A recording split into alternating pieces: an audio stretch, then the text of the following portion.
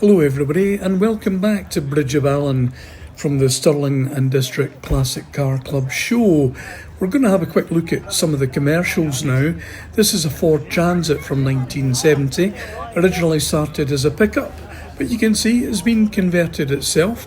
It's a 1600cc petrol, although on first appearance I might have thought, well, it's diesel, but it's not actually. But this is just a quick overview of some of the commercials that were in attendance on the day.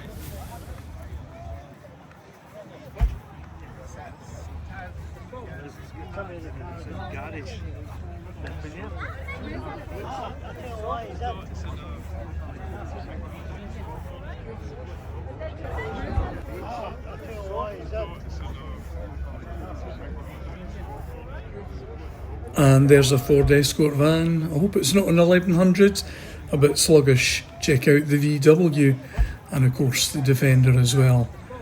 Yep, bit of an old Ford that one. And of course finishing up with the police.